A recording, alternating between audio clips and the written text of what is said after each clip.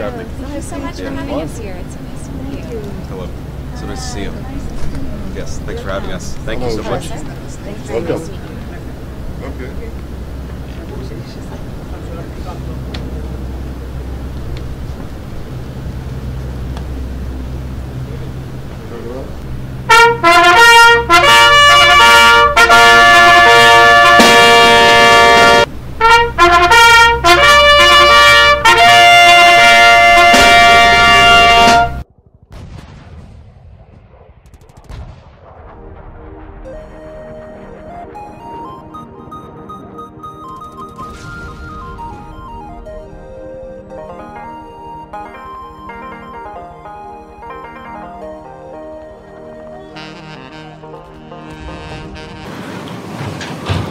Good morning. A few days ago, we had our historic visit by President Trump that will be etched in the annals of our nation's history. We're fortunate today to have a visit by Vice President J.D. Vance. And I want to tell you a few things about that. First, in the last year, we've had an unmatched alliance and partnership with the United States. That is changing the Middle East, and it's also changing the world. It creates opportunities not only for security, but for the expansion of peace, which we're working on very, very diligently. And it's just unmatched. I've been here a few years. You know, I've been through several administrations. I welcome the partnership and the assistance we've had, but there's never been anything like that. And President Trump said that. It's like a partnership. It's never happened before. Well, that includes a closed circle, both on our side and on the American side. And President Trump knows who he picks for that circle. One of the members, to put it mildly, is the Vice President. We've had the opportunity to make decisions jointly in a very tight-knit and trusting partnership. And I was impressed. I was impressed with your clarity, with your incisiveness, with your solidarity for our common cause, and just a genuine friendship that I saw both in our conference meetings, but also in our private meetings. And it's in that spirit that I very much welcome you to Jerusalem in these days of destiny. We're changing the face of the Middle East. And I have to say, I was going to say, you know, bring your family next year in Jerusalem, but welcome this year in Jerusalem, our great friend, J.D. Vance. Thank you.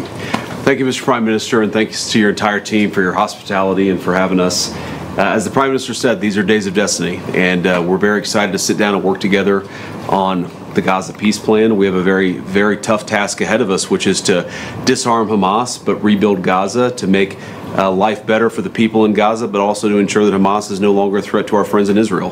That's not easy. I think the Prime Minister knows that as well as anybody, but it's something that we're committed to in the Trump administration. And I think that we've, even in the past 24 hours, had a lot of good conversations with our friends in the Israeli government, but also, frankly, with our friends in the Arab world who are stepping up and volunteering to play a very positive role in this. So we're going to keep working at it.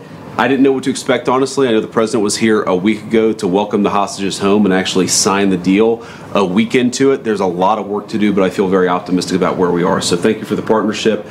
Thanks for your willingness to continue to work on this. And I think we're going to do great things here. It's not going to be easy. I know that there are some folks in the media who I think are rooting against this proposal, but I think that we have an opportunity to do something really historic. So we're going to keep working at it with all of our friends in the Israeli government. So thank you so much for having us. Thank you. Yeah.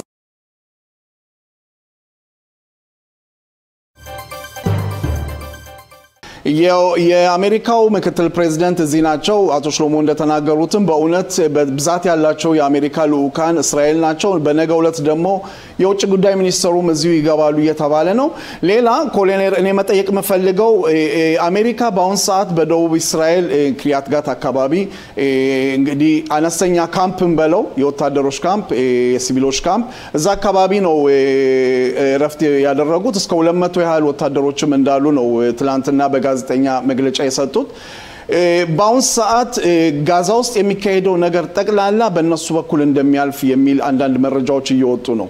እስራኤል በዚህ በኩል እንዴት ታይዋለች ኮሎኔል? እሺ አንተ ያልካቸው ነገሮች እንደተቀመጡ ነው። በአሁኑ ሰዓት ባለንበት ደረጃ እንደምታውቀው የመጀመሪያ ደረጃ ስምምነቱን ለማስተግበር ትልቅ ርብርብ እየተደረገ ነው። እንደሚታወቀው 20 የታገቱ ነፍስ ያላቸው ወገኖቻችን ተመልሰዋል። በ72 ሰዓት መመለስ የነበረበትን ሐማስ እንደ ድርጅት ስምምነቱን ባለመፈጸሙም አሁን ድረስ ይኸው ነው 13 አስከሬኖችን አልመለሰም። እነዚህ አስከሬኖች እስካልተመለሱ ድረስ እንደሚመስለኝ ከሆነ የአሜሪካው ኮማንድ ፖስት በግራት ጋት አካባቢ ያለውና ሌሎችም አዛ ውስጥ ገብተው ይሄን ነገር ይተግብራሉ የሚል አቋም የለኝም። በአሁኑ ሰዓት ልክ አንተ እንዳልከው እንግዲህ በነገራችን ላይ 13 ውስጥ የታገቱ አስከሬኖች 11 እስራኤላውያን ናቸው። አንዱ ታንዛኒያዊ፣ ሌላው ደግሞ ታይላንዳዊ ነው። ከ11 ውስጥ ሁለት ወታደሮች አሉን። አንደኛው ኮሎኔል አሳፍ ኻማሚና ሌላው ደግሞ ሻምበል አዳር ጎልዲን ናቸው። እንግዲህ እነዚህ እስካልተመለሱ ድረስ ወደ ሁለተኛው ደረጃ ለመሄድ እስራኤል አልተስማማችም።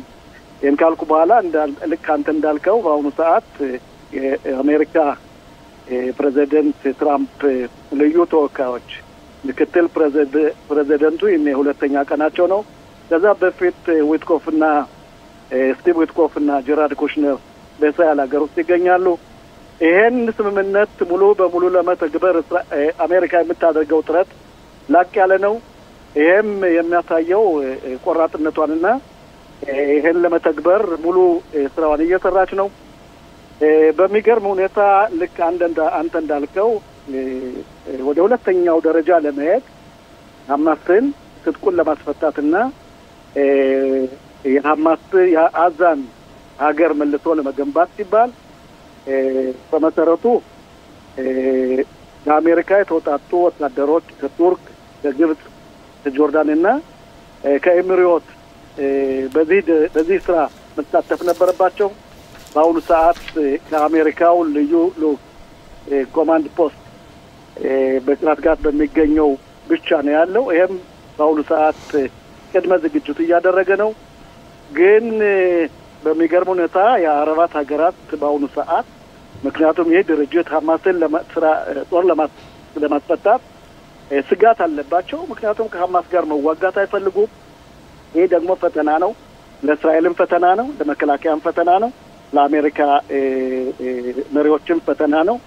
እነዚህ ወታደሮች ገብተው ሐማስን ትጥቁን ካላስፈቱትና አዛ የምትገነባበትን መንገድ ካልተገኘ ሐማስ አዛን ገዝቶ ለመኖር ስለሚፈልግ ለዛም ነው በአሁኑ ሰዓት የእስራኤልን ሕዝብ ለማንኮላሸት ሲባል ወደ ታች ለማድረግ ሲባል የታገቱ ወገኖቻችን ምንም እንኳ ደህንነቱ ክፍል ጥቆማ ቢያደርገውም የት እንዳሉ ከሁለት እያለ ጊዜውን ለማራዘም የሚፈልገው ምናልባት ግን ዞሮ እንደምታየው የአሜሪካ ቁርጥነት ስላለ የትራምፕ ፍላጎትና እነዚህ አደራዳሪ አካላት ሙሉ ፍቃድ ስላለ ሙሉ ፍላጎት ስላላቸው ይዘገያል እንጂ ሐማስ መሳሪያውን ይፈታል። ሐማስ እንደገዥ ሆኖ አዛ ውስጥ አይቀመጥም። በአሁኑ ሰዓትም እንደምታየው በአረባት ሀገራት በተለይ የአረባን አናሊስቶች ይህ የጥቅምት 7 ቀን ድርጊት ሐማስን ብቻ ሳይሆን ያወደመው በመካከለኛው በቀጠናው ውስጥ ላሉ ሀገራት እንደ የመን፣ እንደ ሱሪያ፣ እንደ ሊባኖን ያሉ ሀገሮች በስቃይና እንዲያውም ወድመዋል የሚል አባባል እያቀረቡ ነው። ይሄን ደግሞ እያዘዋወሩት ይገኛል። ይሄም የሚያሳየው የእስራኤልን ጥንክርናና የወታደራዊ አካላችን ምን ያህል ተጋድሎ እንዳደረገ ነው፣ ምን ያህል ብቃትና አቅም እንዳለው ነው። ይሄም ይቀጥላል። ይሄን ካልኩ በኋላ ተስፋዬ ልብ ማለት ያለብን እነዚህ ሀገራት አረባት ሀገራት ወታደሮች ከአረብ ከሐማስ ጋር ከተዋጉ በተለየ ሁኔታ እንጃ ይሄ የመጀመሪያ ጊዜ ሊሆን ነው መሰል ምናልባት ግን መፍትሄ ይገኛል ነገሮቹ ቀስ በቀጥታ የሚሄዱ ይመስለኛል አሜሪካ ስምምነት እንዳይፈርስ ትልቅ ጥረት እያደረገች ስለሆነ ጊዜ ይፈጃል እንጂ ስምምነቱ ሙሉ በሙሉ እንደምትገበር እንግዲህ አንድ ነጥቦች አሉ ከአንዶቹ ውስጥ በአሁኑ ሰዓት ያለንበት የመጀመሪያው ደረጃ ነው ሁለተኛውና ሶስተኛው ደረጃ በመርመራ ላይና በመደራጀት ላይ ነው ያለው ኮሎኔል አንድ በዚህ በስምምነቱ ላይ ያለውን ጥያቄ ለመጠየቅ ከጦር ሰራዊቱ ከፍተኛ መኮንኖች በአሁን ሰዓት ለመንግስት የሚያወጡት አንዳንድ ማስጠንቀቂያ መረጃዎች አሉ አሜሪካ ይህን ስምምነት ተግባራዊ ለማድረግ የምታደርገው በፍጥነት ስራ እስራኤልን ደህንነቷን ሊጎዳ ይችላል የሚል አንዳንድ መረጃዎች እየወጡ ነው ይሄም ከመኮንኖች ነው የሚወጣው ይሄ ጉዳይ እንዴት ነው ትልቅ ስጋት አለ ይህ ስጋት ምናልባት አሜሪካ በፍጥነት ይህን የምታደርገው ሆነና ሐማስ መሳሪያውን እንደገና ተዋሻዎቹና አንዳንድ ቦታዎች ደብቆ በተለይ ከሆስፒታሎች በታች ባሉ ዋሻዎች ከትምህርት ቤታች ባሉ ዋሻዎች ከዚህ በፊት ባልገባንባቸው ቦታዎች የመሳሪያ ማምረቻ ፋብሪካዎች አላቸው እነዚህን የማምረቻ ፋብሪካዎችና መሳሪያ ማምረቻዎች በአሁኑ ሰዓት እስራኤል የምትጠይቀው የሷ ወታደሮች መከላከያ ኃይል ይሄን ነገር እንዲያወድመው ነው ምክንያቱም ሐማስ እነዚህን ነገሮች ደብቆ ከቀረ ምናልባት ያለውን መሳሪያ የሚሊሻ መሳሪያውን ሰብስቦ ከባድ መሳሪያዎችን ካላወጣና ካላወደመ ዞሮ ተመልሰን ከሐማስ ጋር መዋጋታችን የሚያሰጋ ስለሆነ ይሄም አባባል ትክክል ነው ግን ዞሮ ለዚህም ቢሆን መፍትሄ ይገኝለታል መከላከያ በአሁኑ ሰዓት እንደምታውቀው ባዛ ውስጥ ይገኛል አንዳንድ ስራዎችን እየሰራ ነው እንዲያውም በዚህ ስራ ላይ ወታደሮቻችንን እየተጎዱ ነው ስለዚህ የሚያደርገው ምንድነው ያ መስመር አለ ቀይ መስመር ወይም ቢጫ መስመር ቢጫዎችን መስመር እንደያዝነን ያን ቢጫ መስመር ይዘን የምንለቀው ሐማስ ጠቅለል ባለ ሁኔታ መሳሪያውን ከፈታና እነዚህ ከባድ መሳሪያዎች ከወደሙና ዋሻዎችን ከተነጠቀ በኋላ ማለት ይሆናል ማለት ነው አቶ ሽሎሞ ጥያቄ ካሉት እንደገና ተራስለን ኮሎኔል እኔ እንኳን ሁለት ጥያቄዎችን ነው ልጠይቅ የምፈልገው የመጀመሪያው ጥያቄ እንደሚታወቀው ሐማስ ብቻ ሳይሆን የኛ የራሳችን መረጃ አካላት እንደሚሉት ከሆነ 13 ከቀሩት አስክሬኖች ከ5 እና ከ6 የሚሆኑት የት ቦታ እንዳሉ እኛም አናውቅም ሐማስም አያውቅም የሚሉ አባባሎች አሉ ምን ያህል እውነት ነው አቶ ሽሎሞ ትንሽ አይሰማም ትንሽ ወደኋላ እንደሱ ትንሽ ወደኋላ አይሰማም እንደሱ አይሰማም አሁን ይሰማል እና የኔ ምለው እንዴት ነው ከቀሩት አስክሬኖች ከ13ቱ 5 እስከ 6 የሚሆነው የት እንዳሉ አይታወቅም ሐማስም አምኖበታል የኛ መረጃም ያውቃሉና አሁን ወደ ሁለተኛው ስምምነት ለመረማመድ መጀመሪያ የኛ 13ቱ አስክሬኖች መምጣት አለባቸው የሚለው በዚህ ባለው ሁኔታ ምን ይጣበቃል በእኛ በኩል በተለይ መከላከያ ምንድነው የሚለው ሁለተኛ ጥያቄ ትናንትናም አንስቸው ነበር አሁንም ደጋግሜ ያነሳዋለሁ በተለይ የኳታሮችና የቱርክ በፖለቲካዊ ጉዳይ እጃቸውን ማስገባታቸውና አሁን በዛሬው ዕለት ዶሃ ኳታሮችና ቱርኮች እየመከሩ ነው እነዚህ ሀገሮች ደግሞ የሐማስ ስፖንሰሮች ናቸው ሐማስን ለማዳን ብዙ ጥረት ሲያደርጉ የቆዩ ናቸውና ምን ያህል እናምናቸዋለን ነው ጥያቄው ይኸውልህ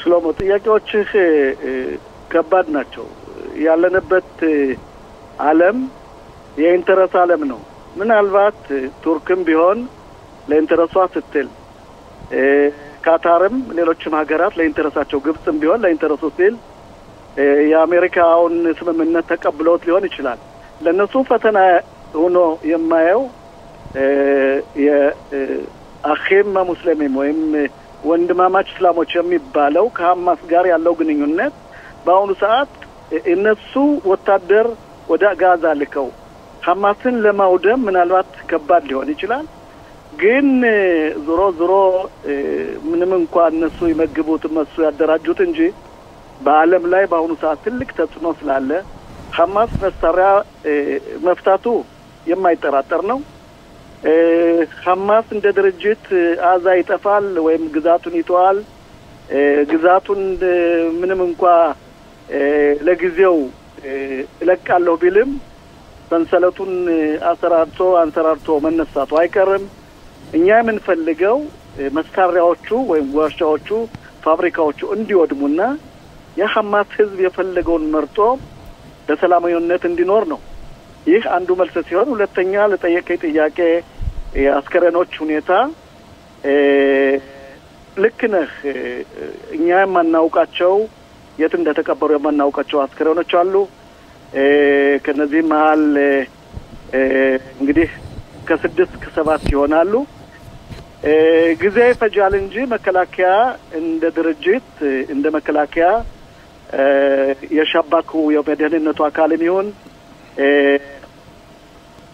ወይም የመከላከያው ደህንነት ያሉበትን ቦታ ለወደፊት ሊያውቅ ይችላል ሁለተኛ ደረጃ እንዴት ነው ምን ሄደው ላልከው ጥያቄ ይሄ ነው መሰለኝ በአሁኑ ሰዓት ትልቅ መስፈርቱ ነው በእስራኤል ሀገር ላይ በውያያው ነው ያለው አሜሪካ የምትፈልገው ሁለተኛ ደረጃውን እንዲጀምርና ራፊያ እንዲከፈት ወታደሮች እንዲገቡ ጥረት እያደረገች ነው የአሜሪካ ችኮላ ምናልባት ለኛ ትልቅ ስጋት ነው እንዴት ነው እንደሚባለው እንዴት ነው ሲሮጡ የታጠቁት ሲሮጡ ይፈታል አይደለ ስለዚህ ይሄን ነገሮችን በጥሞናና በሰከን ባለ ሁኔታ ብናያቸው ይመረጣል ዞሮ እስራኤል ራሷን በራሷ የምትተማመን ሀገር ናት ምንም እንኳን አሜሪካ ትልቅ እርዳታና ትልቅ ተጽዕኖ ቢኖርባትም እስራኤል እንደ ሀገር ዋሻዎችን የቀሩትን መሳሪያዎች የማውደም ብቃትም ጥራትም ስላላት ለወደፊትም ጊዜ ይወስዳል እንጂ እነዚህ ታግተው አስከሬናቸው አዛ ያሉት ከአዳር ጎልዲም ጀምሮ ከ11 አመት በኋላ ወደ ሀገሩ መጥቶ በሰላም የሚቀበርበትና ለወላጆቹ ሀውልት የሚኖርበትን ጊዜ እናያለን ማለት ነው ኮሎኔል መኮንን በእውነት ደጋግመው ብለውታል በአሁን ሰዓት በሐማስ እጅ አሁንም ብዛት ያላቸው ከባድ መሳሪያዎች እንዳሉና ብዛት ያላቸው ዋሻዎች እየተጠቀሙባቸው መሆኑን እስራኤል ማስረጃ መረጃዎች እንዳሏት ተናግራለች ደጋግማ ይሄን ነገር ከታወቀ በአሁን ሰዓት ምንም እንግዲህ እስካሁን ድረስ ታጋቾች እስኪለቀቁ የተጠበቀ ነገር ነው እስራኤል በእንዲህ አይነት ጉዳይ ላይ ምን አይነት እርምጃ ተወስዳለች ምክንያቱም ሐማስ የተኩስ አቁም ስምምነቱን እንደገና ካደፈረሰው እነዚህን መሳሪያዎች ይጠቀምበታል የሚል ስጋትም አለ በእስራኤል ውስጥ ትክክል አንደኛ ነው ስጋቱ ሁለተኛው ጥቅምም ነው ጉዳትም ነው ምናልባት ሐማስ ይሄን ስምምነት ልክ በአሁኑ ሰዓት እንደሚሰው አልፎ ትንኮሳ ከጀመረና ወታደሮቻችን ማገት በሚመስል ሁኔታ የሚሰራው ስራ መከላከያን ወደ መልሶ ማጥቃት ሊያገባው ይችላል ይሄም ትልቅ እድል ነው ለመከላከያ የቀሩትን ዋሻዎችና የቀሩትን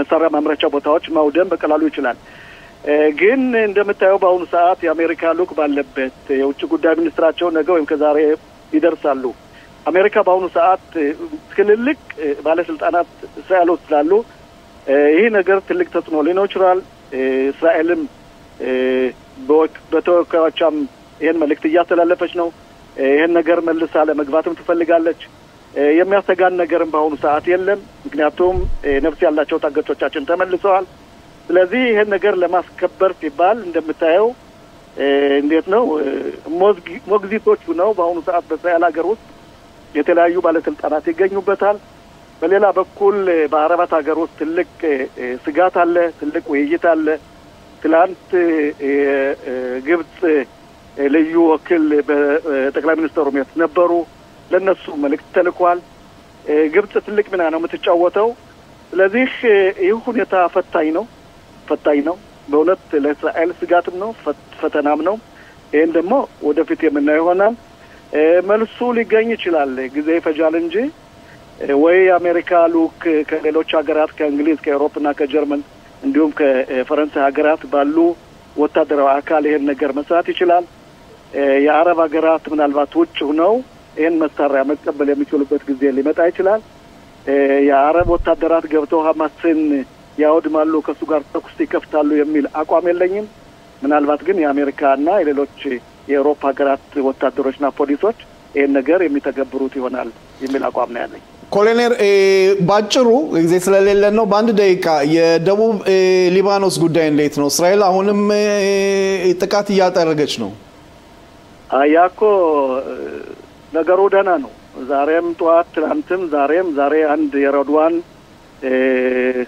መኮንን የነበረ በደቡቡ በሰሜኑ በሜቱል አካባቢ የነበረ መሪ ተገሏል ማንኛውም መሳሪያ ይዞ የሚንቀሳቀስና መልሶ ለመገንባት የሚሞክር የሂዝባላ ጓድ በሙሉ በቀላሉ እየታየ እየተፈተሸ መረጃና ማስረጃ እስካለ ድረስ አየላያችን እያወደመው ነው ብዙ ቦታዎች እየተፈተሹ ነው የኢራን ሁኔታ ማልተተው ነው የሁቲም ሁኔታ ምንም እንኳን ደክመናል ቢሉም እነሱ ምናልባት ንኮታቸውን ኢራንን ተልኮ ለመወጣት የሚያደርጉት የለም እስራኤል በሁሉም ማዕዘን በይሁዳ በሰማርያም ሆነ በአዛ በሰሜንም ሆነ በደቡብ በባህርም ሆነ በነፍስ እየተዋጋች ነው ስለዚህ ይሄ ነገር ያጠናክራታል እንጂ ወደ ኋላ ምን ልበት የለም ስምምነቱ እንደሚፈቅደው በነገራችን ላይ በአዛም ይሄን ነገር ነው የምንፈልገው ማንኛውም ቴሮሪስት ለወደፊቱ መሳሪያ ይዞ ወይም ፋብሪካ የሚያቆም ካለ ገብተን የማውደም አቅማችንና መብታችን ይጠበቅ የሚለው ነው በአሁኑ ሰዓት የሚያከራክረው ይሄ ደግሞ ከ21 መስፈርቶቹ አንዱ ስለሚሆን ለወደፊት የምናየው ነው ኮሎኔል መኮንን ተስፋ ለሰጡን ማብራሪያ በጣም እናመሰግናለን ክቡራትና ክቡራን ተመልካቾቻችን እንደምን አረፈዳችሁ ሰዓቱ ልክ ከቀትር በኋላ 2 ሰዓት ከ15 ደቂቃ ሆኗል እስከ 3 ሰዓት ከ30 ደቂቃ ድረስ አልናችሁ በአሁኑ እኮ ሐማስ እንዳይለቀቅ ያደረጉት ሐማስ እንደና የተጠለፉት ሐማስ ነው አለቅም ያለ የአሜሪካው ፕሬዝዳንት ትራምፕ ተናግረዋል በግልጽ ከዛም በተረፈ ኮሎኔል መኮንንም እንደዚሁ ባለው ሁኔታ ላይ ተጨባጭ ሁኔታዎችን ሰፋ አድርገው ትንተና ይሰጡ በህብረተሰባችን ዘንድ ቋንቋ ባለማወቅ የተነሳ የተለያዩ ችግሮች ይፈጠራሉ ያንን ለመቋቋም እንዴት ነው ጥረት መደረግ ያለበት ብዙ አበሻዎቹ አስቸጋሪ ነገር መስቸገር ነገር ገጥሟቸው ችግር እና ለማስተካከል ፈልገው ወደኔ ሲመጡ ብዙ ጊዜ ያለው ተስፋዬ ከዚህ ከስቱዲዮ ጋር ተነስለ ተስፋዬ ጤናስተኛ ተሾ ፕሮግራማችን ካስዋወቃችሁ በኋላ አቶ ተስፋዬ አዲስ ዜናዎችን ያቀርብልናል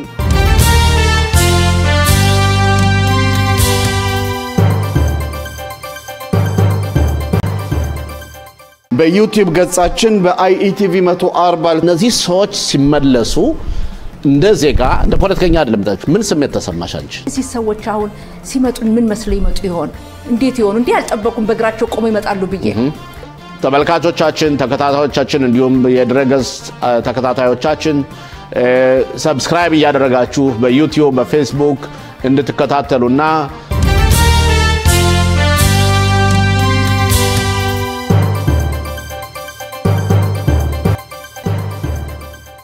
percent ትኩራ ይላሉ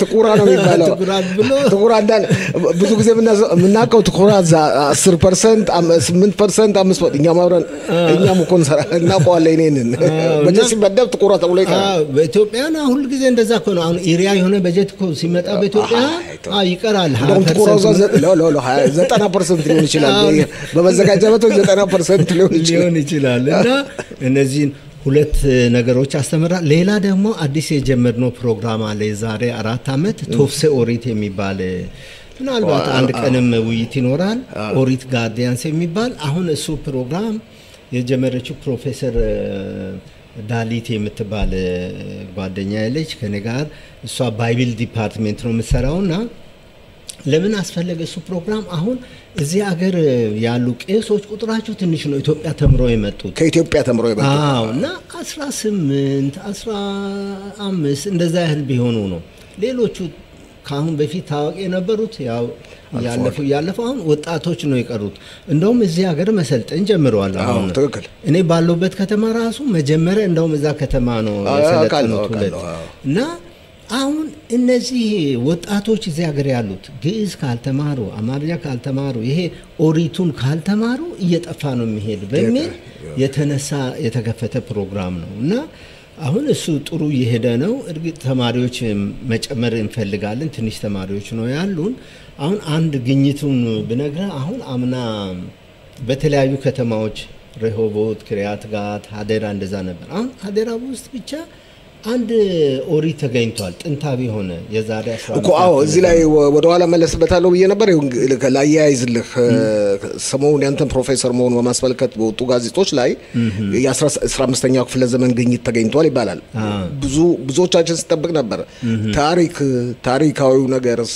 የታል ዶክመንት አላችሁ የሚለውን እስቲ ብታስረዳኝ አዎ አሁን ምን መሰለ እዚህ አገር ውስጥ ብዙ መጽሐፎች አሉ ኦሪትም አንዳንድ መጽሐፎችም ለብቻቸው ለምሳሌ እነ መዝሙረ ዳዊት ብትል ከኦሪት መጽሐፎች ለምሳሌ ኦሪት ዘጸአት ብቻውን ሊሆን ይችላል ሌሎቹ መጽሐፎች አሉ እዚህ ኢትዮጵያን ቄሶች ጋር ኢትዮጵያን ይሁዲዎች ዘንድ አሉ አዎ ችግሩ ሰዎች አወጡም ያን ለምን ይሄ ትልቅ ነው ለምሳሌ ያ ኦሪቱ እንደነገርኩ ከአያት የመጣ ሊሆን ይችላል አያት ለልጁ ለአባት ለልጁ እንደዛና የትልቅ ውርስ ያንን አሁን ማውጣት አይፈልጉም ሰዎች እንዳይሰረቅ እንዳይጠፋ እንደዛ በሚል አው ግን ሌላ ደግሞ እየመጣለ አደጋ አለ አሁን እኛ አንተና እኔ አማርኛ እንናገራለን ቄሶቹ ግዕዝ ይችላሉ ግን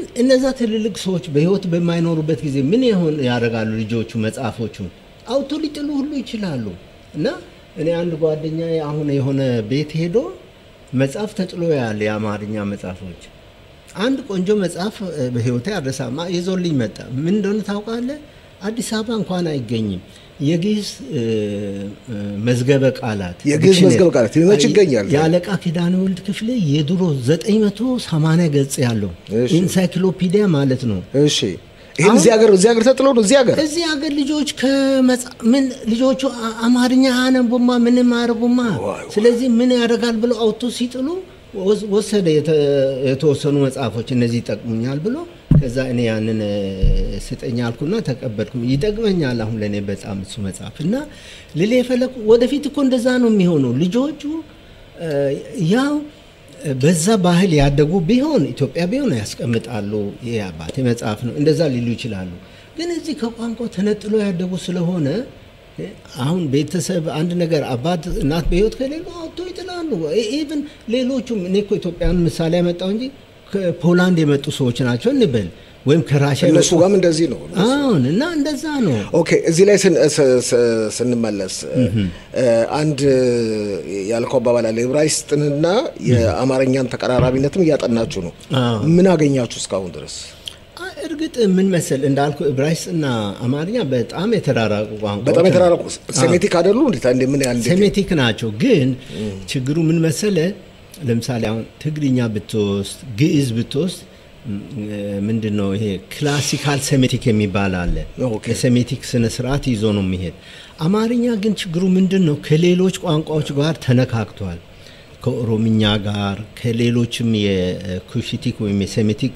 የሃሚቲክ ቋንቋዎች ኢቭን ኮሞቲክም ተገናኝቶ አሁን ጥሩ ምሳሌ የሚሰጥ ግዕዝ ውስጥ አረፍተ ነገር የሚጀምረው በግስ ነው የሚጀምረው እስቲ ለምሳሌ ሆረ ዳዊት ሀበ ኢየሩሳሌም ዳዊት ወደ ኢየሩሳሌም ሄደ የሚል እና አሁን በመጀመሪያ ነው ያለው እርግጥ ከጊዜ ብዛት እሱም ቀይሯል አቀማመጡን በአማርኛውም የተነሳ ሊሆን ይችላል ስለዚህ በግስ ነው የሚጀምረው ኦኬ ግን አማርኛ ግን ቨርቡ መጨረሻ ነው የሚመጣው ግን ዳዊት ወደ ኢየሩሳሌም ሄደ ነው የምትለው እርግጥ ግሱን ወደ መጀመሪያ ልታመጣት ይችላል ሄደ እኮ ዳዊት ወደ ኢየሩሳሌም ግን ያ በምንድነው በአንዳንድ ሁኔታዎች ነው ሀድጋሻ የሚሉት አለ ኤምፋሳይዝ ለማድረግ ስትፈልግ ፎከሲንግ የሚሉት ነገር አለ በዛን ጊዜ ነው ያረፍተ ነገር አደራደሩን የምትቀይረው ግን ይሄ ዲፎልት የሚሉት ቤዚክ ፖዚሽኑ ምንድነው ሁሉ ጊዜ መጨረሻ ነው ግሱ የሚመጣው እና ያ የሆነው በምንድነው በኩሽቲ ቋንቋዎች ነው አሁን እኔ እንዳጋጣሚ ሲዳምኛ ይችላል አሁን ግሱ መጨረሻ ነው የሚመጣው ቃላት እንኳን ሳይቀሩ መደበኛ የሚባል ቃላት ሳይቀር አማርኛ ከኩሽቲ ወይም ሐሚቲ ቋንቋዎች ነው የወሰደው ለምሳሌ ውሃ በብዙ የሴም ቋንቋዎች ሜምና ዩዳ አለው ማይ ከን በትግርኛ ማይ ነው በግዕዝም እንደዚሁ ማይ ነው በአረብኛ ሞያ እንደዚህ ይላሉ በዕብራይስጥ ማይም በአማርኛ ውሃ ነው ለምን ከኩሽቲክ መጣም ለምሳሌ በሲዳምኛ ውሃ ማለት ዋ ነው የሚባል ዋ አለ ውሃና ዋ በጣም ተቀራራቢ ነው በጣም አሁን ትልቅ ነገር ነው ስለገና ውሻ ለምሳሌ ውሻ በብዙዎቹ የሴሜቲክ ቋንቋዎች ከሌብ ካፍ ላሜት ቤት ኤሌመንት አለበት በግዕዝ ከልብ ነው ያው አንድ አረብኛ ነው በትግርኛ ከልቢ ትግርኛ ምንድነው ልዩነቱ ሁለት ተናባቢዎች ቃል መጨረሻ ላይ ሲመጡ አይ የሚል ፊደል ይጨምራሉ ለምን ቃል መጨረሻ ላይ ሁለት ኮንሶናንት አይፈቅድም ትግርኛ ለዚህ ነው ለምሳሌ ንግስት የሚል ስም ንግስቲ ይሆናል አፈወርቅ የሚሆነው አፈወርቅ ከየት መጣ ታዲያ ከውሻ ውሻ በጣም ጥሩ ጥያቄ እንደገና አሁንም እኔ ከሲዳምኛ ስለምናገር አምጣለ በሲዳምኛ ውሾች የሚለው በብዙ ሲሆን ወሻ ነው የሚባል በሲዳምኛ በኦሮምኛ አስተቃለ በኦሮምኛ አላውቅም ሳሬ የሚባል መሰለኝ ስለዚህ አማርኛ ይልቅ ከኦሞቲክ ነው የሚቀርበው ነው የምትለው አማርኛ ነው ከኦሞቲክ አልፎ ነው ግን ከኩሽቲክ ውስጥ ከሲዳምኛ ያሁሌት ከሃዲያም ሊሆን ይችላል ከሌሎች ኦሮምኛ ወስዷል ብዙ ከኦሮምኛ አለ ኮሪቻ ሰንጋ እነዚህ ብዙ ወይም በክር ልጅ አሁን በክር አንጋፋ የሚባል አሉ ከኦሮምኛ ብዙ ቃሎት ወስዷል አሁን ቆቆይ እስቲ አንዳው በአንድ ደቂቃ ብታወራራልኝ ምሳሌ ነው መነግረህ ቋራ የሚኖር አማርኛ ተናጋሪ ውሻን ወይ ውሻ እንደሆነ ያውቃል እንግዲህ ከኩሽቲክና ከሆሞቲክ በጣም የራቀ ነው እንዴት እሱ ጥሩ ጥያቄ ነው ገብቷል ቋራ ምንም አይነት ግንኙነት ኦሮሞይት እንዳላያቀም ሲዳማይት እንዳላያቀም ወላይታይት እንዳላያቀም ምን መሰለ እሱ ጥሩ ነው ምንድነው በቋንቋው ዲፊዥን የሚሉት ህግ አለ ዲፊዥን ምንድነው እንበል ቋንቋ ከሆነ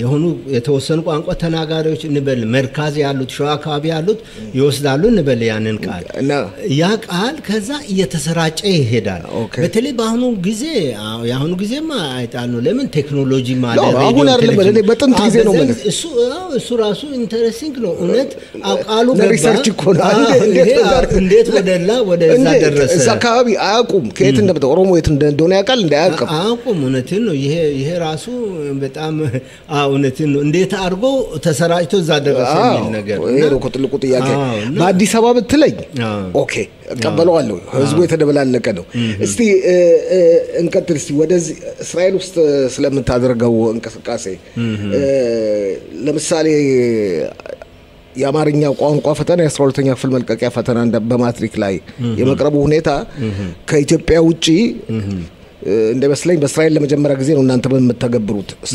ለተወልካቾቻችን ገጽ እሱ እኔ ከዚህ ዩኒቨርሲቲ ያስተማርኩ ያለው በተለይ ሂብሩ ዩኒቨርሲቲ ለተጨማሪ ምክንያቱም እንዳልኩ ስራው ሰዓቱም እየቀነሰ ስለሄደ እኔ አማርኛም አስተምር ነበር በተለያዩ ሃይ ስኩሎች በጣም ብዙ እንደው በሺ የሚቆጠሩ ተማሪዎች አስተምሬያለሁ ከዛ ደግሞ የአማርኛ ቋንቋን ተቆጣጣሪ ነበርኩኝ አንድ ለ15 አመት ያህል በትምህርት ሚኒስቴር እና ከዛ በነገራችን ላይ ከሌላ አገር ከኢትዮጵያ ውጪ አማርኛ በማትሪክ ደረጃ የሚሰጥበት አገር ቢኖር እስራኤል ነው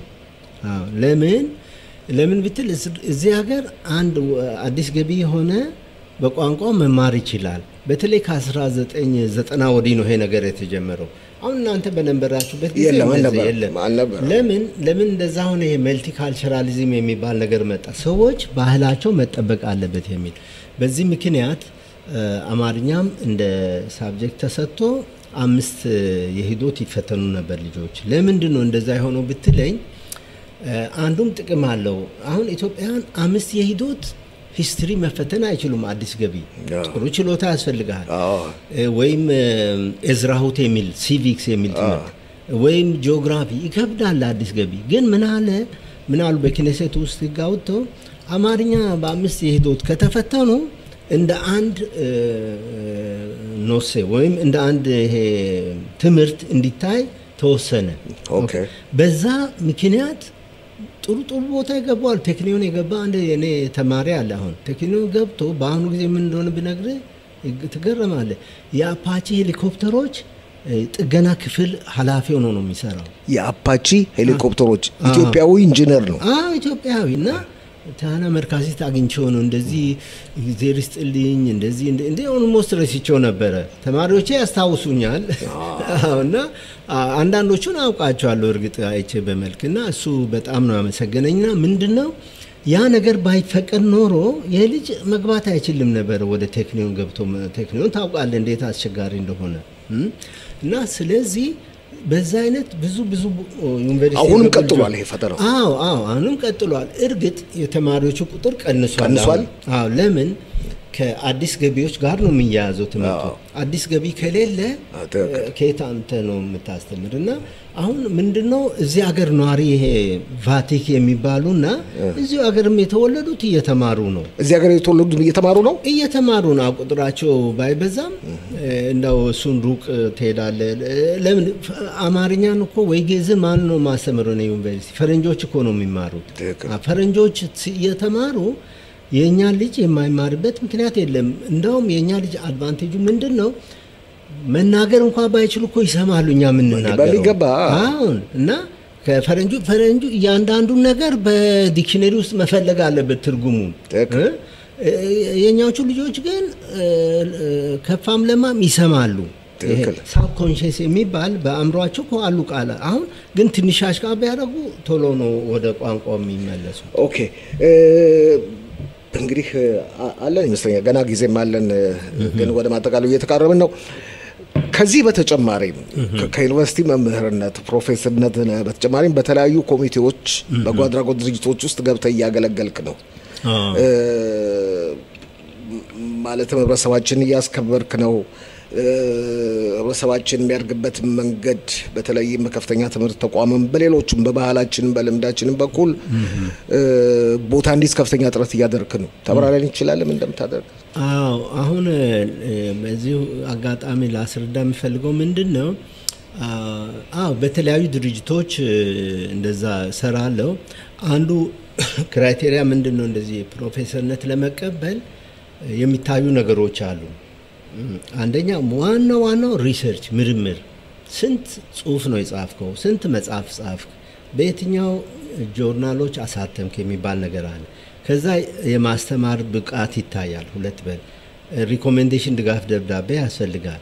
ግራንት አሸንፋል እሱ ይታያል። አራተኛ አምስተኛው ደግሞ እነዚህም ብቻ አይበቃያለን።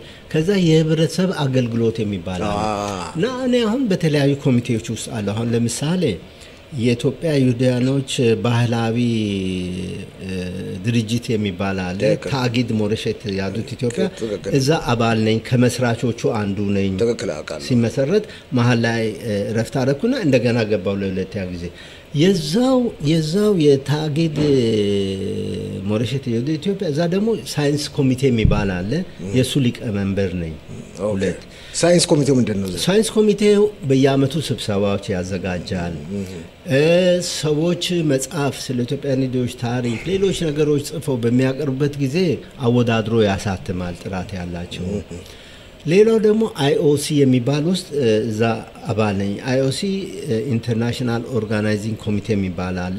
ምንድነው እሱ ብትል ደግሞ ኢትዮጵያ ውስጥ በየ3 አመት የሚደረግ ኮንፈረንስ አለ። የኢትዮጵያ ጥናት ጉባኤ ተብሎ ከ300 እስከ 350 ከተለያዩ ሀገር የሚመጡ ምሁራን የሚሳተው ትልቅ ኮንፈረንስ አለ። የት ኮንፈረንስ የሚካሄደው? አዲስ አበባ ይካሄዳል። እንደዚህ ነበረ በፊት። 2 ጊዜ ኢትዮጵያ ይካሄዳል፣ 1 ጊዜ ውጪ ይካሄዳል። ሃምቡርግ፣ ሚሽጋን፣ ቶኪዮ፣ የተለያዩ ቦታ ኪዮቶ፣ የተለያዩ ቦታዎች ተዘጋጅተዋል። አሁን ግን በገንዘብ ችግር ኢትዮጵያ ነው የሚዘጋጅ እና የዛሬ በ2018 መቀሌ ነበር። ከዛ ከ3 አመት በኋላ አዲስ አበባ አሁን አዋሳ ሊካሄድ ነው። በየስንት አመት? በየ3 አመቱ ነው። አሁን አዋሳ ነው የሚካሄደው በቅርቡ። ቆይ እሱን ልነግር። አሁን እዛ ውስጥ ያ ስራ እንዲሰራ 2 ኮሚቴዎች አሉ። ሎካል ኦርጋናይዚንግ ኮሚቴ የሚባል አለ። ለምሳሌ አሁን አዋሳ ዩኒቨርሲቲ ስለሚካሄድ እዛው የተውጣጡ ሰዎች አሉ ጉባኤ እንዲደረግ የሚያዘጋጁ። እኔ ደግሞ በኢንተርናሽናል ደረጃ ካለው ውስጥ ነው። ኢንተርናሽናል ኮሚቴ ውስጥ ከ10 ሀገር የተውጣጡ አሉ። እስራኤል፣ ጀርመን፣ እንግሊዝ፣ ኔዘርላንድስ፣ ጃፓን፣ ጣሊያን፣ ፖላንድ እነዚህ እና ሌሎችም ሀገሮች አሉና እስራኤልም አንዷ ነች። እስካሁን ድረስ እነ ሀጋይ እነ ኦልጋ ነበር ሊቀመንበር። አሁን እሱ ጡረታ ሲወጡ እኔን አንተ አማርኛ ትናገራለህ፣ እኛ እንናገርም፣ ግዕዝ ዕብራይስጥ ትችላለህ፣ ስለ ኢትዮጵያ ሁሉ ነገር ታውቃለህና አንተን ይህን ቦታ መሸፈን የምትችለው ብለው እኔን መረጡኝና አሁን 5 አመት ሆኖኛል እዛ ውስጥ እሰራለሁ። ግን እዛ የሚሰራ ሰው ብዙም ጊዜ ከኢትዮጵያ ጋር ኮኔክሽን ያለው ነው እንጂ አሁን አንዳንድ ሰዎች እዚሁ ብቻ ተከበው ከዚህ የማይወጡ አሉና ያ በቂ አይደለም እና እዛ ሄደ እዛም ሪሰርች መስራት እንደዛ ያስፈልጋል እና ይሄ ነው አንደኛው እነዚህ አሙታዎች። ሌላ ደግሞ ከዚህ እየሄድኩኝ ደግሞ ኢትዮጵያ የዶክትሬት ተማሪዎችን እፈትናለሁ። በአመት አንድ ጊዜ ወይስ በተደጋጋሚ? ነው ሁሉ ጊዜ አይደለም የሚሄደው። በሚጠይቁኝ ጊዜ ምን ያደርጋሉ? 2 ተማሪዎችን እፈትናለሁ ቢያንስ የ2 ተማሪዎች ስራ ይላክልኛል። አንዱ ተማሪ ስንት እንደሚጽፍ ያው በሊንጉይስቲክ ነው። በሊንጉይስቲክስ ነውና ወደ 350 ገጽ ነው የሚጽፉት። 400 በእንግሊዝኛ አንድ ተማሪ ያንን አነባለሁ፣ ጥያቄ አዘጋጃለሁ፣ አስተያየት ካለ አስተያየትን አዘጋጃለሁ። ከዛ በሚጠሩኝ ቀን እሄዳለሁ። ከዛ በፒኤችዲ እና ኢቭን ኤምኤ ህግ ኦራል ዲፌንስ የሚባል አለ። ማለት ያ መመረቂያ ጽሁፍህን ዲፌንድ ማድረግ አለብህ። ከሰዎች ከተሰበሰብኩበት መስቀልኛ ጥያቄ ትጠየቃለህ።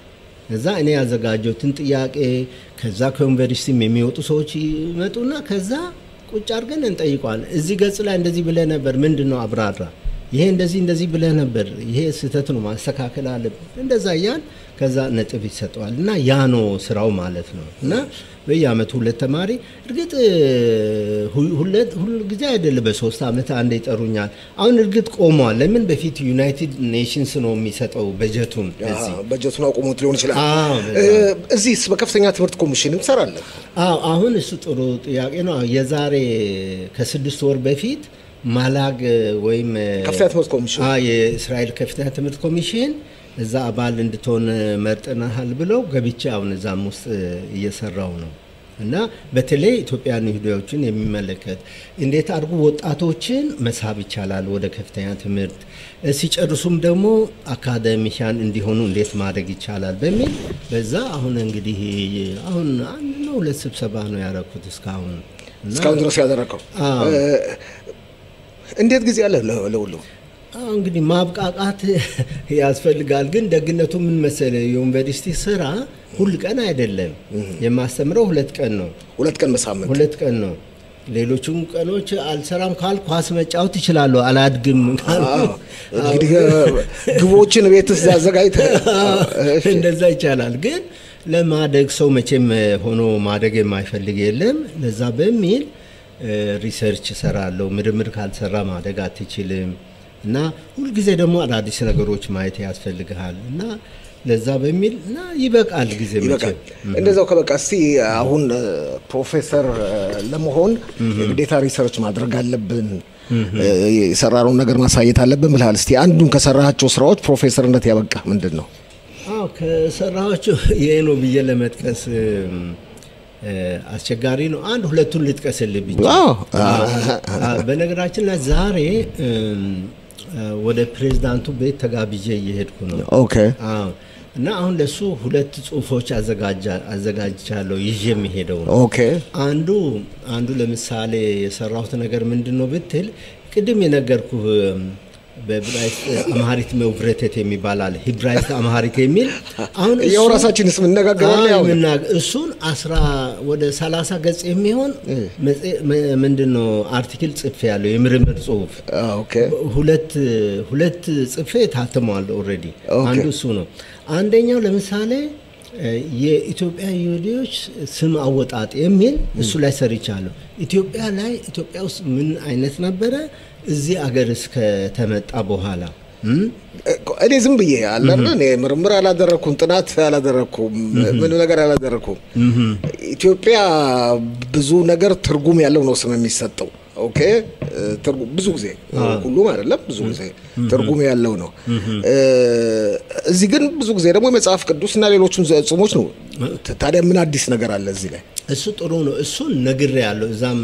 ጽሁፌ ላይ በተለይ የአማርኛ ስም አወጣጥ የሚል ብዙ ሰዎች ኦሬዲ ሪሰርች ሰርተዋል እኔ እሱን ለማስረዳት አይደለም ግን ስለ ኢትዮጵያን ይሁዲዎች ስም አወጣጥ ስታስረዳ ትንሽ ይሄ ሬካ ወይም ይሄ ሰተም መስጠት መሄድ አለበትና እሱን በሚመለከት እንደዛ ቤዝ ለመስጠት ነው ብዬ ምሳሌዎቹን ሰጥቻለሁ ኢትዮጵያ እንዳልከው አው ዝም ብሎ አይደለም ስም የሚወጣው በአገሪቱ ሁኔታ ይወሰናል በቤተሰብ ሁኔታ ይወሰናል ኢትዮጵያ ደግሞ ስም የሚሰጥ አንድ ሰው ብቻ አይደል አባትና እናት የሚሰጡት ቋሚ ስም ይያለ አጎታ አንድ ስም ይሰጣል አክስት አያትና እነዛን ሁሉ ማስረዳት አለብኝ ገብቷል አንተና እኔ እናውቃለን ቋንቋተን ግን ያንን ጽሁፍ የሚያነብ ሰው ሌላ እንበል የውጭ ሀገር ሰው ሆነ ስለማያውቅ አሁን ለምሳሌ አንድ ሌላ ምሳሌ የሚሰጥ አሁን ኢትዮጵያ ውስጥ የቤተሰብ የሚባል ስም የለም ቀደም ከይደው ያሰብኩት ጥያቄ ነበር እሺ ስሜ አንበሴ ነው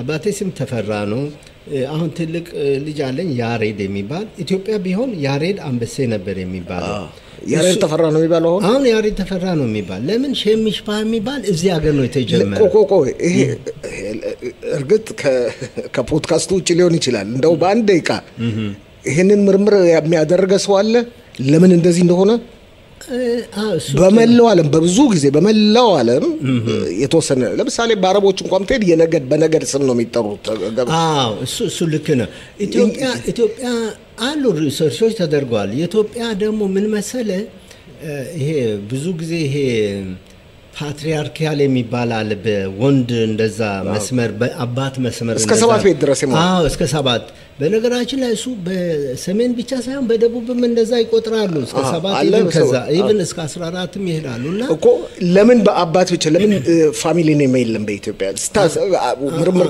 የተደረገ ካለ እንደዛ በጣም ጥልቅ የሆነ ምርምር የለም ግን የቤተሰብ የለም እንደዚህም ሊሆን ይችላል ብዙዎቹ ግን የሚያስረዱት ኢትዮጵያ የሌለበት ምክንያት በነገራችን ላይ ኬንያ አለ ዩጋንዳ አለ ሌሎች ብዙ የአፍሪካ ሀገሮች ፋሚሊ ኔም ለምንድን ነው ከእነሱ ቅኝ ተከጆች ነበሩ ኦኬ ኢንፍሉዌንስ ሆኑ በቅኝ ግዛት እኛ ስላልነበርን ቀረ ማለት ነው ያ ነው አሁን ለምሳሌ ብዙዎቹ የመጀመሪያ ስሞች ሌሎች አፍሪካ ሀገሮች ብታይ የእንግሊዝኛ ሮበርት ሙጋቤ ኔልሰን የእንግሊዝኛ ነው ግን የአባቱ ስም ቤተሰብ ማንዴላ ነው ኦኬ ኢትዮጵያ ግን የለም ለምን ቅኝ ስላልተገዛች ኢትዮጵያ ባለው ነው የምትጠቀም ስለዚህ እንደውም የሆኑ ለሰዎች ጽሁፍ ጽፈው ነበር አሁን እኔን ምን ይላሉ ሲጽፉ ተፈራ እንደዚህ ብሎ ግን እኔ ክርክር ምንድነው ኖ ላንተ አላስደር አሁን ለነሱ ኖ አንበሳ ብለህ ነው መጻፍ ያለብህ ለምንድነው እነሱ አውቶማቲካሊ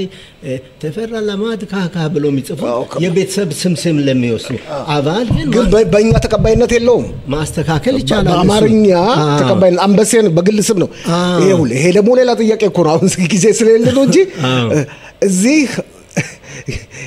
ኦኬ ፋሚሊ ኔም እንዴት የለም ኢትዮጵያ ተነጋገር አይደል እዚህ ደግሞ በሚጠቀሙበት ጊዜ ለምሳሌ በምትጠራበት ጊዜ በፋሚሊ ኔም ሊጠሩ ይችላሉ በአውሮፓ ማለት በሌሎች ሀገር በእኛ ግን በፋሚሊ ኔም መጠራት ማለትም በአባት ስም መጠራት አልተለመደም በአባት ስም አይጠራም እሱ ቆይ ልንገር ፋሲል አንድ ነገር አለ አሁን እሱም ለማስቀረት እየሞከር ነው በተለይ አሁን የኢትዮጵያን ባህል የሚያውቁ እንደዚህ ነጮች ወይ ምዕራባውያን ሰዎች ያንን ነው የሚጠቀሙት ለምሳሌ አሁን እዚህ መጽሐፍ መጨረሻ ላይ ይሄ ዋቢ መጽሐፍት የሚባል አለ ቢብሊዮግራፊ ሲጻፍ ዋቢ መጽሐፍት ወይም ሬፈረንስ ሁሉ ጊዜ የአባት ስም ወይም ፋሚሊ ኔም ይቀድምና የቤተሰብ ስም ከዛ የግል ነው የሚጻፈው። ለምሳሌ ተፈራ መሳ እንደዛ መጀመሪያ ፎርም ስትሞላም እንደዚህ ነው። ቆይ ግን እኔ አሁን እንደዛ ሲያረጉ ለማስተካከል ሲሞክሩ ነው አታስተካክል ለምን ሲሉ ኢትዮጵያ ውስጥ ፋሚሊ ኔም የለም ብዬ ማለት የሚቀበሉ ካሉ እንቢ ብለው በጉልበት እንደዛ አደርጉም እና እሱም ላይ እኔ ወደፊት እንዳውም ሌላ ሪሰርችም ልሰራ ነው ነገርኩ ስንት አሁን በዛሬው ውይይታችን ብዙ እኮ ሀሳቦች ተንዝረላለው ለሪሰርች እሱ ብቻ አይደለም ሌላም ሪሰርች እዚህ ሀገር መስራት የሚፈልገው ምንድነው አሁን እዚህ ያሉ ወጣቶች በተለይ ስማቸውን ሲጽፉ ፌስቡክ ምናምን ሰባብረው እኮ ሄልን ዳንኤል ፓካዶ ፍቃዱ ለማለት ደግሞ ይከራከሩሃል እኮ ሎ ፍቃዱ ነው እኛ እናወራለን ያው በአማርኛ ቋንቋ ነው ሁላችንም እንሰራው ፍቃዱ ነው አማርኛው ይባል ኖ ፓካዱ እሱ ስለማውቁ ነው ወይ ምህረት የሚለው አሁን MIHRET ብለን ስፔል የምታረው አሁን ብዙ ሰዎች ማሃራት ብለው ልክ የህንድ ስም እኮ ነው የሚመስል በቃ ማሃራት MAHARAT ምህረት ነው ማለት አውና እንደዛ ነውና ይሄም ራሱ አንድ ምርምር ያስፈልጋልና ስሙን እኔ አሁን አንድ ጊዜ የሆነ ፊልም ነው እንደዚህ አይቼ ልግባ አልኩኝና አበሻ መሆኑን ይታየኛል ልጁ ግን ስሙ ግን ምን በሉ ተጽፏል ዮሴፍ ቫሳ ዋሴ እኮ ነው ለማባሴ ባባብ ስለሆነ ነው ገብቶኝ አንተነኔ በደንብ ይገባናል እኮ ዋሴ አው እንደዚህ ነው ብለው ቢጠሩት እኮ ፈረንጆ ማለት እዚህ ሀገር ያለው እስራኤል ግን ስለማያውቅ ያንን እንደዚህ ነገሮች እኛም ደግሞ ስለማናቅ ሆነን ነው እንጂ ማስተካከል አለ ለምሳሌ ሲጠሩኝ እኔ ለምሳሌ ፋሲል ለገሰ ነው አይደል የሚባለው አባቴ ስም ሽብሩ ነው ግን በፋሚሊ ኔም እዚህ ሀገር ቀይረው ነው ለገሰ ነው የሚባለው ላጋሳ ነው የሚሉት ላጋሳ ወይም ሉጋስ ይላሉ እንደ ሞሮኮ አይኖች ወደዛም ይወስዳሉ እና እኔ እሱም ላይ በቃ አንድ ነገር ማድረግ ይቻላል ዝም ማለት እኔ ራሴ አንድ ጊዜ መስራት አፕኒ መሄጀ ለሆነ ጉዳይ ወረቀት ላይ በብራይስ ስምን ጻፉና ከዛ በእንግሊዝኛ ታምፓራ ብሎ ጻፉ ታምፓራ ተፈራ የሚለው ታምፓራ ኖ እንደዚህ ነው በምንድነው የምታውቀው ይቅርታ አርግልኝ እኔ እንደዚህ አስተምራለሁ እንግሊዝኛ በደንብ አውቃለሁ ሲል ለጓደኛ እንግሊዝኛ የሚናገር ኢትዮጵያ አሁን ቀስቀስ ይያሉ ይተውታል ተዋቸው ወደ ማጠቃለሉ እየተቃረብን ነው እንግዲህ በመጀመሪያው ላይ ጠይቀህ ነበር ትንሽ በአንድ በሁለት ደቂቃ ያህል ብትገልጽልኝና ከዛ ማጠቃለያ አንተ የራስን ሐሳብ እንድሰነዘር ፈልጋለሁ ምከርም ምንም ሌሎችም ለወጣቱ ትውልድ በተለይ ከሰራቸው ስራዎች ጥናታዊ ስራዎች እንግዲህ ብዙ ጥናታዊ ስራዎችን ሰርተሃል እዚህ ደረጃ የሚያደርሰ አንዱ ትልቁ ነው ብለህ የምታደንቀው ምንድነው ከሰራቸው ስራዎች እርግጥ ይሄ ነው ማለቱ አስቸጋሪ ሁሉም ልጆች ራቸው ነው የሚባለው ዘፋኞች ሲጠየቁ ከየትኛውን ዘፈን ትወዳለህ ተብሎ ሲጠየቁ ሁሉም ልጆች ናቸው ልክ ነው ለኔም እንደዛ ያስቸግረኛል ግን ዋናው ጥሩ ስራ የሰራሁት እኔ አሁን እርግጥ አማርኛም ግዕዝም የማስተምር ሲሆን አንዳንድ ጊዜ የኩሽቲ ቋንቋ ምሳሌ ሲባል ሲዳምኛንም እንደዛ አስተምራለሁ አሁን PhD የሰራሁት በዛ በሲዳምኛ ቋንቋ ግራመር ላይ የሰራሁት አለ ወደ 200 ገጽ እንደዛም በላይ የሚሆን ይሄ ደግሞ እንደዚህ አሳጥሬ ያወጣሁት ነው ምንድነው language of the world materials የሚል እና ይሄ አሁን የፒኤችዲ ጽሁፌን አሳጥሬ ያወጣሁት ነውና እሱ ወደ ካሜራው ውስጥ ያሳይልን እስቲ ይሄ በዚህ ፊት ለፊት እዚህኛው ኦኬ እና ኦኬ ይታያል አይደለ ውስጡንም ላሳየው ገልብጠው ኦኬ እንቀጥል እሺ ቀጥል በዚህ ላይ እና ይሄ ነው አንደኛው ይሄ ዲዘርቴሽን የጻፍኩበት እሱ ነው እንግዲህ ሌላም ቆንጆ መጽሐፍ አለ የጻፍኩት ነፍሱን ይማርና ግሮቨር ሃድሰን የሚባል ፕሮፌሰር አለ አሜሪካዊ ፕሮፌሰር አማርኛ ላይ የጻፍነው መጽሐፍ አለ ደግሞ ኤሴንሻልስ ኦፍ አምሃሪክ የሚል የአማርኛ ሲባንዴቃ ምን ማለት ነው እሱ የአማርኛ መሰረታዊ ነጥቦች የሚል ለአሜሪካ ተማሪዎች የተዘጋጀ መጽሐፍ ነው የአማርኛ መማሪያ ወደ ሚክሮፎን ተጋበለ እሺ እና የአማርኛ መማሪያ መጽሐፍ ነውና እሱ ለምሳሌ መጀመሪያ ግራመር እንደዛ አስተምረን በኋላ አማርኛውን በእንግሊዝኛ ፊደል ነው የጀመርነው ማስተማር መጨረሻ አካባቢ ነው ፊደሉን የምናስተምረው ሲስተሙ ለምን የአማርኛ ፊደል በጣም ብዙ ስለሆነ ተማሪዎች ይደነግጣሉ ያስደነግጣል ብዙ ስለዚህ የጀመርነው ዘዴ መጀመሪያ ይሄ ምንድነው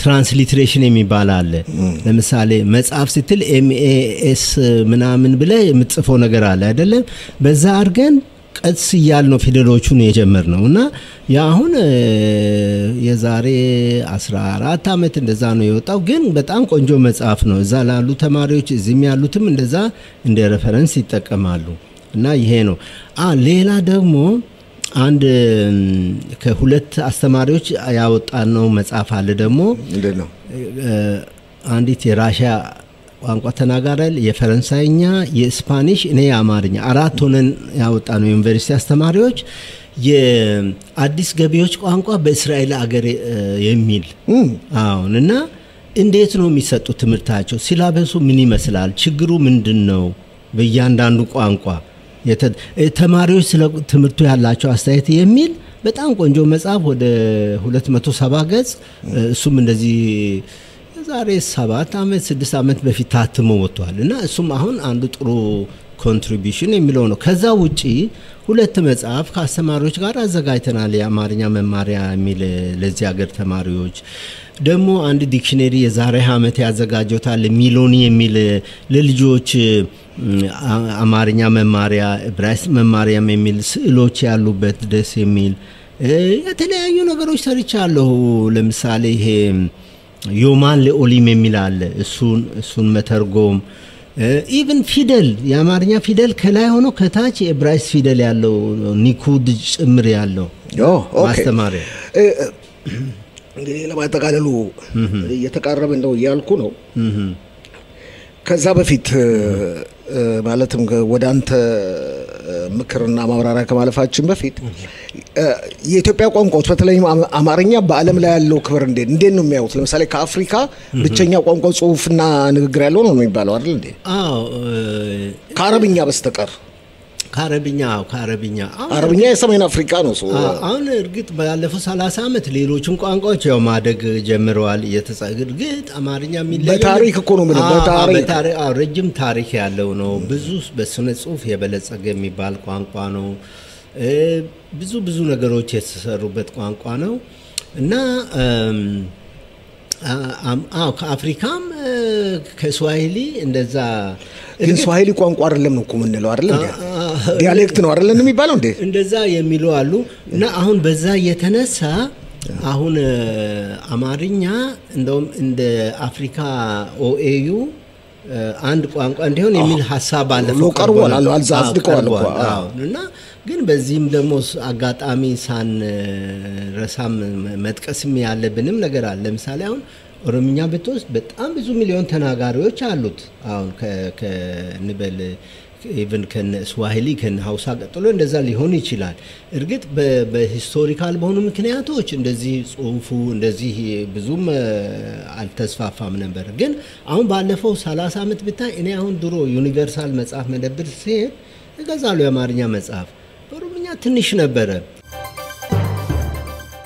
ሃይማኖት ካሳ አባት መስመር ላይ ይገኛል ታገናሽልን ተስፋዬ እንደምን አለ ታናይስልን አቶ ሰላም እንዲሁም ተመልካቾቻችን እናመሰግናለን አብሮን ስራ ባልደረባዬ አቶ ተስፋዬ ከቃለ መጠየቁ ተሳታፊ ሆናን ተስፋዬ አለህ እንዴ ታናይስልን አዎ የሰማነው አቶ ሽሎሞ ጤናስልኝ አቶ ተስፋዬ ኦኬ አቶ ተስፋዬ የሃይማኖት ሁኔታ ሁላችንም እንዳልኩት ደጋግሜ አንጀታችን የሚበላ ነውና አሁን ያለው ተጨባጭ ሁኔታ በእሷ የፍለጋ ጉዳይ እንዴት ነው ምን ላይ አሁን ባለፈው ከተነጋገርን በኋላ በመንግስት መስሪያ ቤቶች በአፈላላጊዎች በፈላጊዎች ምን አይነት ኢንፎርሜሽን ተሰጥቷቸዋል ስላለው ስታቱስ ማለት ነው ፖሊስ እንዲሁም እሺ አመሰግናለሁ በድጋሚ በሃይማኖት በኩል በጣም ከባድ ነው ያው ችግሩን ሁላችሁም ትረዱታላችሁ ወደ ራሳችን ተጋርገን ስናየው ልጅ ካጠገብ ተለይቶ እንግዲህ አመት ከ8 ወር ይሆናት ነው እኛ ከባድ ጊዜያትን ነው እያሳለፍን ያለ ነው በፖሊስ በኩል ብዙም አዲስ ነገር ነው የሚባል ነገር የለም። ያው ብቻ የፍለጋ ቀን በ23 11ኛው ወር 2025 ዓመተ ምህረት ማለት ነው ፖሊስ የፍለጋ ቀን ብሎ በጽፋት አካባቢ ሰይሟል። ይሄ ነው ያለው ነገር። ሌላውን ያው ሁሉ አይነገርም ነው የሚሉን። ምን እንዲያለም በግልጽ የተነገረ ነገር የለም። የፍለጋ ቀን ሲሉ በየቤት እየሄዱ እየፈለጉ ነው ወይስ ምናልባት ጉዳት ደርሶባት ከሆነ አስክሬኗን ለመፈለግ ነው? ምን አይነት ፍለጋ ነው የሚያደርጉት? እኔ እንደምረዳው ከሆነ ዝም ብሎ ያው በክነሴት ስንገናኝ ምን ሰራችሁ ምን አረጋችሁ ስለሚባሉ ለዚያ ሽፋን ነው እንጂ ውጭውን ነው። አሁን ጊዜ የፍለጋ ቀን በሚባልበት ሰዓት በባለፈው ብቻ በርካታ ግድታው መስጠቶች ግድግዳዎች ምናምን አፍርሰዋል እንጂ ከዚያ ውጭ ዝም ብሎ በየሰፈሩ በየምኑ ነው ዞሮር ብለው ለአንድ ሰዓት ለሁለት ሰዓት ላይ ያው በሀዲያሾት በምን በቴሌቪዥን በምን ይቀርባል። እንደዚህ ነው ያለው ነገር። ከልብ ያለ አይመስለኝም። ያው ብቻ ፈጣሪ እሱ መልሱን የህፃናት አምላክ እሱ መልሱን ይስጠን እንጂ በሚጣራ በኩል ይሄ ነው የሚባል በቂ ፍለጋ አለ ብዬ አላምንም። ተስፋዬ አንተ መቼም አንዳንዴ የወላጅ ስሜትና የእናት ስሜት የሚባል ነገር አለና አንተ እንደ አባት ስታስበው እቺ ልጅ በህይወት አለች ብለህ ታስባለህ? አዎ እኛ 100% አለች ብለን ነው የምናስበው። በፊት ከነበሩ መረጃዎች ከአንዳንድ ነገሮች እንደው በባህላዊ በምኑ በተለያዩ ነገሮች ከምናገኛቸው መረጃዎች ሃይማኖት በሰው እጅ ተጠልፋ ነው ያለችው። እዚህ ቦታ ባይንም አይቻለሁ ብሎ ያለ ሰው ነበረ። ያው በትክክል ሰውየውን ብዙ ጉዳት ደርሶበት ያው እዚህ በፊትም ተናግሬዋለሁ አልደግመውም።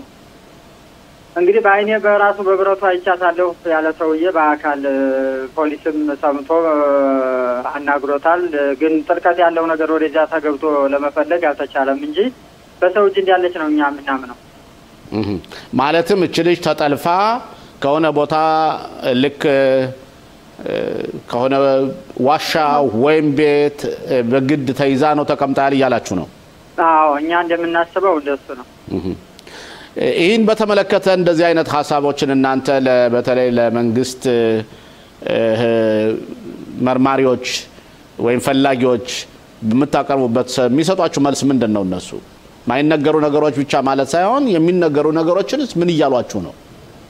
ምንም እየነገሩን አይደለም። አሁን በፖሊስ በኩል እኛ እንዲያው ምድን ወረፋ ይዘን በስንት ምናምን ወር ወይ እንደዚህ ቀጥረውን አሁን እንደዚህ ነው ስብሰባ ነው ይባላል። አሁን ምንድን ነው ይባላል ወይ በወር ወይ በዚያ ግንኙነት ስናደርግ በመረጃ እየፈለግን ነው የሚሉት እንጂ እዚህ ደርሰናል እንዲህ አይነት ተጨባጭ ነገር አለ የሚሉት ነገር የለም። እኛም ያንን አይቻለሁ ያለውን ሰውዬ በደንብ አድርጋችሁ መርምሩ በቴክኖሎጂ ግቡ ምናምን በምንልበት ሰዓት ላይ በፊት ሲሉ የነበረው ሻባክ አልገባም ነው። ባለፈው በነበረው ስብሰባ ግን በክነሴት እኔ ጠይቄ ነበረ ፖሊስ ሻባክ ገብቷል አልገባም በትክክል አወቅ ፈልጋለሁ ብዬ ያው ሻባክ እንደገባ ሲኩን ራሱ ባይዘውም ግን ሻባክ ገብቶ እርዳታ እየሰጠ እንደሆነ ነው ያለኝ መረጃ። ከዚህ ውጪ እነሱ በየጊዜው እየደወሉ ወይ ምንም አያሳውቁንም። አቶ ተስፋዬ ጥያቄ ይኖርሃል? አቶ ለሃይማኖት አባት እሱም ተስፋዬ ነው ስሙ። በድጋሚ ጤና ይስጥልኝ ተስፋዬ። ጤና ይስጥልን አቶ ተስፋዬ። እንግዲህ በእውነት ብዙ ጊዜ ተገናኝተን ተነጋግረናል።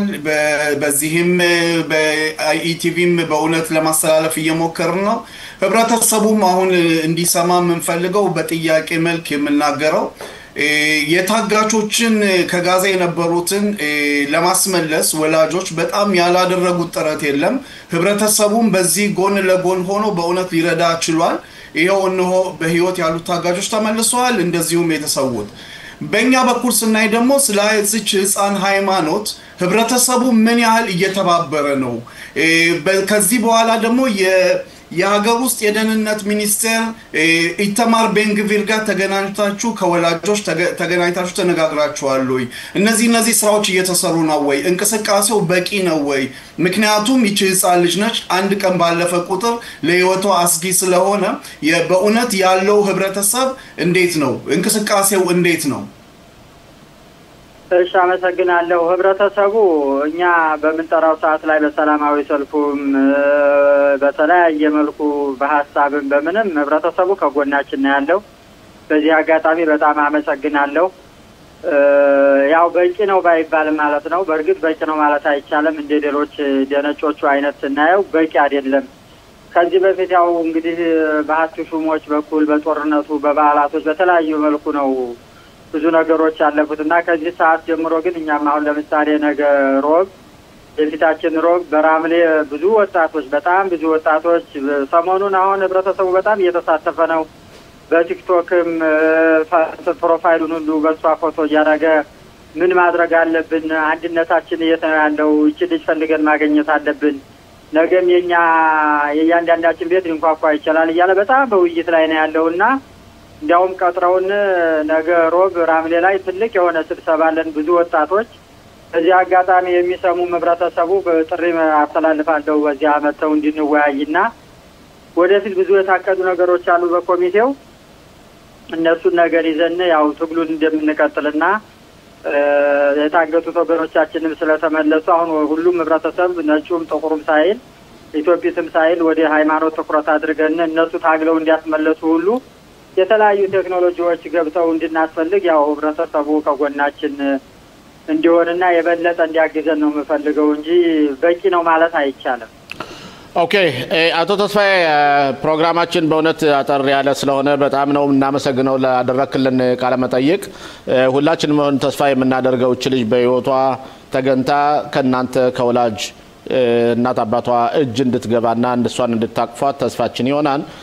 በእርግጥ በዚህ አጋጣሚ ደግሞ በራምሌው ስብሰባ ተሳታፊ መሆን የምትፈልጉ ሰዎች ካላችሁ እዳችሁ እንድትሳተፉ እኛም እዚህ ጥሪ እናቀርብላችኋለን። በተለያዩ ጉዳዮችም በግልም እየደወላችሁ መወያየት እንችላለን እና ስላደረክልን ቃለ መጠይቅ እናመሰግናለን። መልካም ቆይታ ይሁንልህ አቶ ተስፋዬ። አመሰግናለሁ አቶ ሰለሞን። እግዚአብሔር አመሰግናለን። ኮሎኔል መኮንን ተስፋ ጋር ስለ ጦርነቱ ጉዳይና የተባበሩት መንግስታት የወሰደውን አቋም ስለ ፍልስጤም መንግስት ጉዳይ እንመለከታለን። የኢትዮጵያና የእስራኤል ወዳጅነት ግንኙነት በአሁኑ ጊዜ እጅግ በጣም ከፍተኛውን ደረጃ ይዟል። በነገራችን ላይ ተፈታለን ቆይ ቃል ገባላችኋለሁ ለሁለታችሁም ቃል ገባለሁ። ግን ቅድም ዶክተር ጸጋዬ የሰጠ ኒውዮርክ ታይምስ ያስቀመጠውን ፎቶ የግራ ክንፎች ነው ያስቀመጥሽው ያልሽው ግን በጣም ትልቅ ስህተት ነው። የግራ ክንፍ ጋዜጣ ነው ጠየቀ አቶ ሽሎሞ አሬጽ አውቶ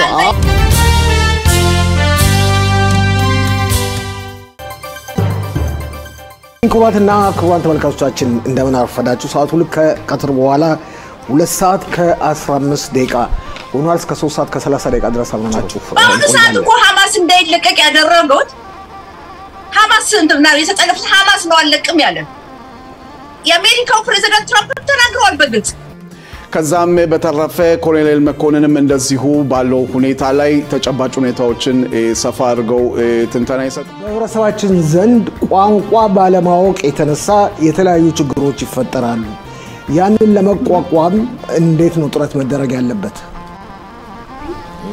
ብዙ አበሻዎቹ አስቸጋሪ ነገር የሚያስቸግር ነገር ገጥሟቸው ችግር እና ለማስተካከል ፈልገው ወደኔ ሲመጡ ብዙ ጊዜ ያለው ተስፋዬ ከዚህ ከስቱዲዮ ጋር ተነስለ ተስፋዬ ጤና ይስጥልኝ አቶ ሽሎ ፕሮግራማችን ካስተዋወቃችሁ በኋላ አቶ ተስፋዬ አዲስ ዜናዎችን ያቀርብልናል።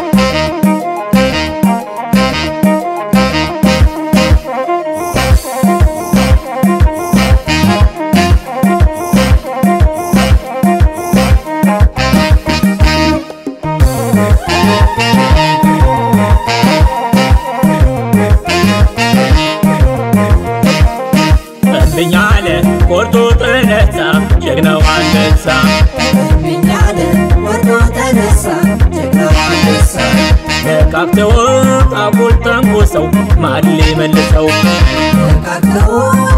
ተንኩሰው ማን ሊመልሰው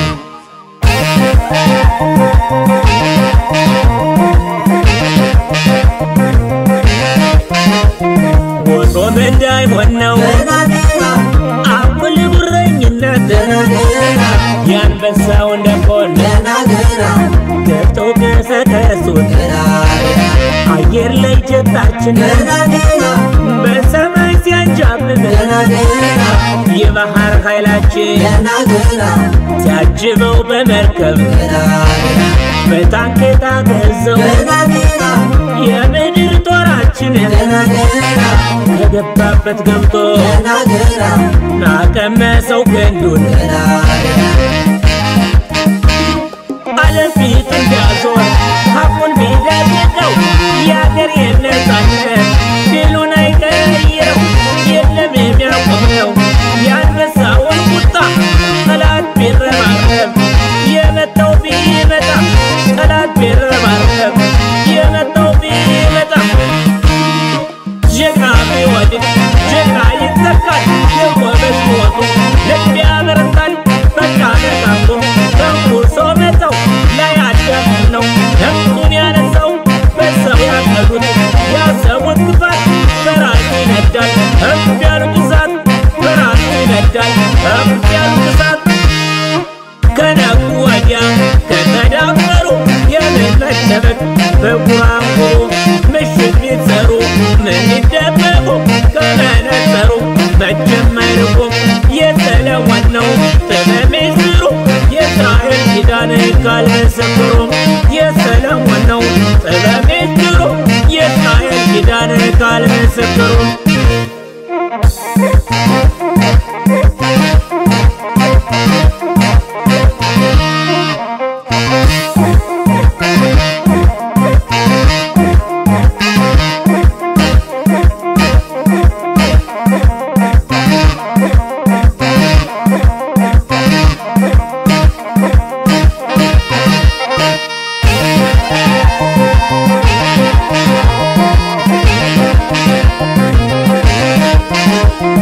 እብሪት የወጠረው የተበተ ጠላት መተንፈስ ጀምሯል በጀግኖቹ ጥምረት እንግዲህ ተነስቷል ሳይጨርስ ላይ ደክም ትግሉን በጀግንነት በድል ሊደመድም ያኔ ነበር እንጂ ሳይነኩ መጠንቀቅ አንበሳ መዳፍ ውስጥ ገብቶ ማን ሊላቀቅ